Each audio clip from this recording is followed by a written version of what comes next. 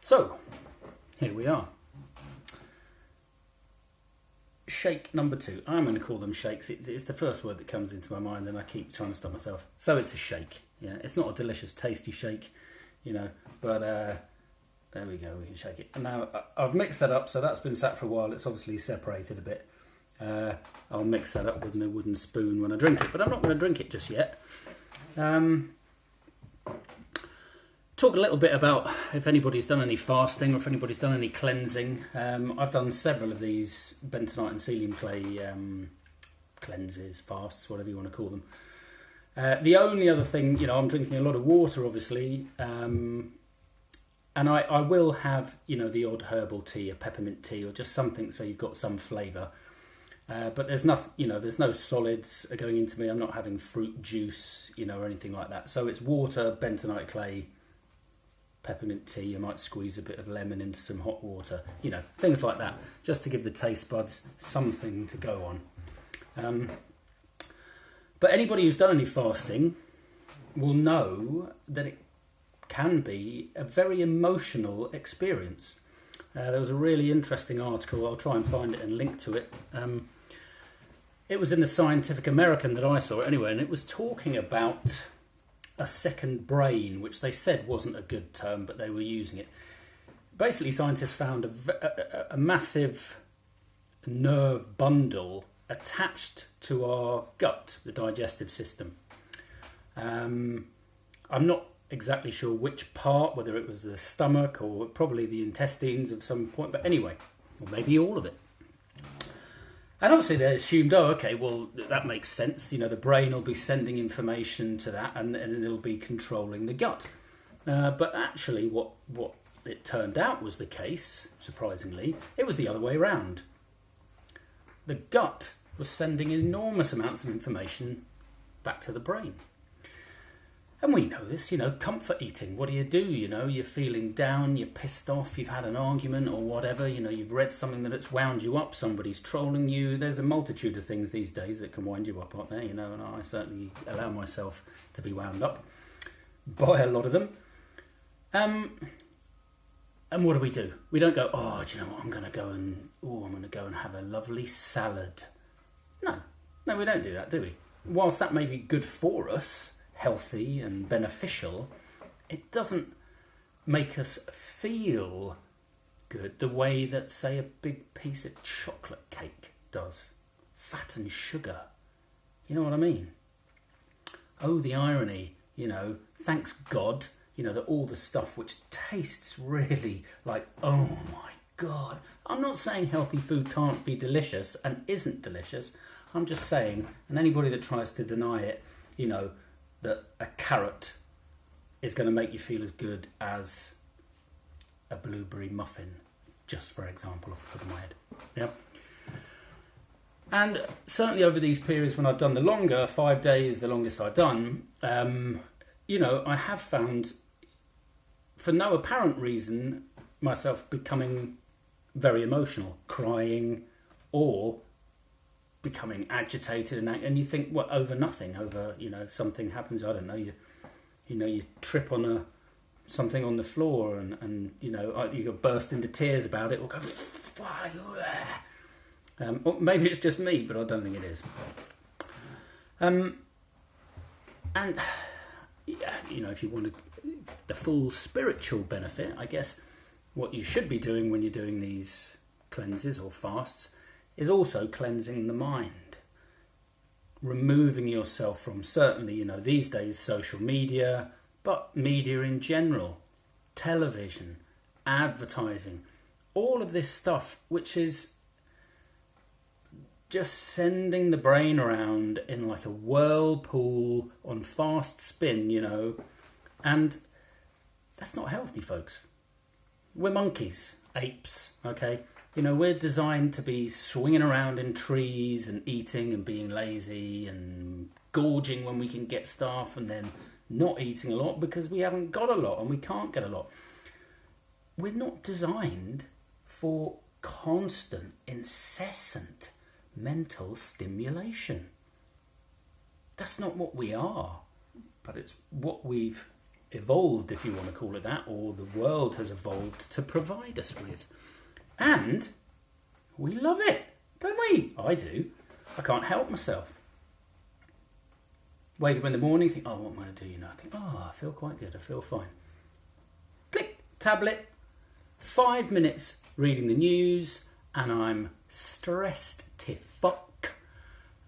Feel my blood pressure rising, and you think, well, why do I do it? What have I gained from that? Oh, but I want to know what's going on in the world and blah, blah, blah. And really, well, again, I understand why I do it on some levels. I understand why people want to say they feel informed or want to be informed. They want to feel like they've actually, how can I make an informed decision if I'm not informed? Well, that's a very good point. Your informed decision isn't actually making much of a difference. Anyway, that's a whole other thing, isn't it? Now, I've struggled throughout my life. Well, maybe not throughout my life, maybe not when I was younger. But as I became a bit more self-aware, and a motorbike accident was what really... it switched it totally changed my life. Through the rehabilitation from that, I was introduced to yoga, Ashtanga yoga, which grabbed hold of me and was like, this is amazing, bang. And I was very lucky to have some amazing teachers, and I developed a very strong practice. Now I'm something of a lapsed yogi, you might say. I haven't been on a mat in years. And when you hear about people being depressed, bipolar, struggling with life, having these episodes, and what do we say to people? Well, there are things that you can do to help yourself, and absolutely there are. Mindfulness, meditation, yoga, tai chi. To my mind, it's anything which gets you to try and not think about stuff. Clear the mind and breathe. Or you're thinking about things, but and eventually you develop, as with the yoga that I've done anyway, where it's a sequence that you learn, and then eventually the sequence, and it's a flowing, it's a moving meditation. And the best practices, it's like you're floating along, and it's absolutely amazing. And on the other hand, there are practices where I've felt so awful, I just wonder why the hell I'm doing this. What on earth am I doing here? But anything, martial arts, anything where you're putting aside everything else in the world and just focusing on that. So again, I could, juggling, playing a musical instrument, drawing, art, all of these things, I would say, are so beneficial. And because they stop us, they stop this whirlpool of the mind. Yeah. Now, I've been lucky enough to be introduced and had the time in my life where I've got quite a lot of these strings to my bow already. I had a strong yoga practice, but I know the practice. I can go back to it. Meditation, I've done a Vipassana. That was hard. That was really hard. But I know the technique. I know how to sit and focus on my chakras and just breathe. Reiki, well, I'm been attuned. I've done my level 2, so I have a few symbols. But again, all of these things that I know, and I know are good for me. I know if I utilise the skills that I have, I'll make myself better. I'll be more of the person who I want to be, and less of the person who I really don't like, and nor does anybody else, with good reason. So my point is, what is it that is stopping me from doing these things? I I know if I stand on my yoga mat, okay, part of the thing is now I know that getting back on that mat will be painful. I'll feel where all these other samskaras, I've been pushing them back into myself rather than pulling them out. Feel where the tightness is. Feel how weak I am. Feel how stiff I am. But none of that matters. None of that matters. I don't know who said it, which sage, which guru, any practice is good practice. No practice is bad practice. And I've been a very, very bad practitioner,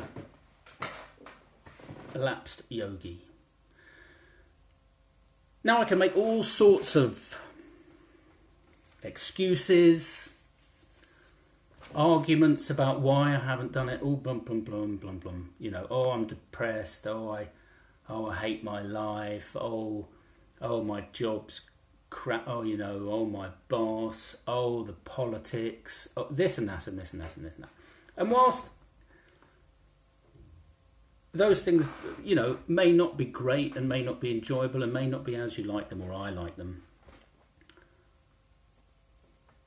all of this is nothing more than an excuse to stop myself getting on there. Now, why? Now, people would say, "Oh, well, it's the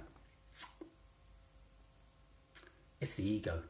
The ego knows. The ego, because it knows if you get back on that mat, then the ego is going to be, suppressed." People say you're like, "Oh, I have no ego." How big's your ego? So you're going, "Oh, I've completely overridden my ego. No, it doesn't exist anymore." Jog on and do, won't I? But ultimately, I've got a lot of anger in me.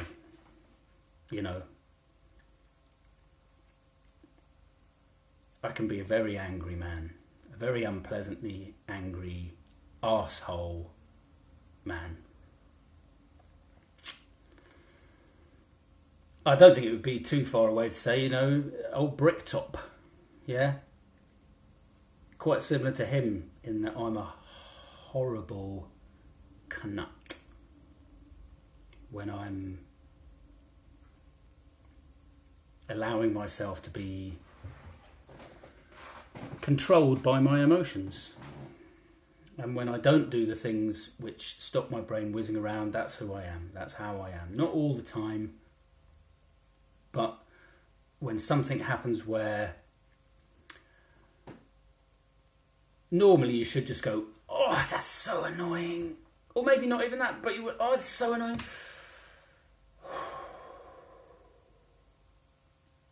But oh well. But instead of that, it'd be, "Oh, that's so annoying." And there you go. And there you go. So, part of the reason for me doing this and this video stuff is to get me to start doing the things that I know how, and maybe, hopefully, to, if people are listening, but people that struggle. We're all individuals, but we're all very, very similar, aren't we? Humans. We all have our character traits. Some people like this, some people like that, but we're very, very similar when it comes to it. So I am going to get on my mat. I am going to do some meditation. And I'll record it. You want to watch it, but I'll record it. We'll stick it on and we'll see how it goes. But a lot of my problems have been linked to self-medication, as we see so many people these days, and forever, but in the modern world. They're not coping well. I'm not going to talk about them, I'm going to talk about me, because what do I know about them? But I know about me. I don't cope well, so I haven't been doing the things that are good for me, and I have been doing the things which ultimately exacerbate the problem and are bad for me. So drinking, smoking, oh boy do I love the smoking, but an addictive personality, the way I use these things, it's not controlled, it's like a kosh all it's doing is hammering my consciousness into submission, so I don't have to deal with it anymore. You know? And that is nice, but unfortunately, you know, you can't be hammered all the time. Or fortunately. And so then when you're not hammered, that's when things come to the surface and you don't cope and you don't behave, or I don't behave as I would like to. So I'm going to talk on the next one. I know I don't want to keep this probably too long anyway. I'm talking to myself. But we're going to talk about drugs, drug usage, the absolute ridiculousness of the war on drugs. Chasing the Scream, excellent book by Johann Hari. Read that little small book, boom, and you're like, oh, yeah, okay. Anyway, so, here, oh, goodness me. Right, look at that. Oh, I'm not even sure I'm going to be... Okay, that is literally like a jelly now. It's like, I'm not sure. That is... Okay, that's really quite thick. Oh, that is like snotty Boogersville, isn't it? Okay. We're going to get this down, folks. We're going to get this down. I'm going to put some more water in there because that is... Oh, I did, obviously, as you can see, there I think I've got about maybe 3, but heaped tablespoons, like dessert spoons, whatever. And I put probably about a whole level teaspoon of the bentonite in there. Ooh. So, lunchtime. Cheers.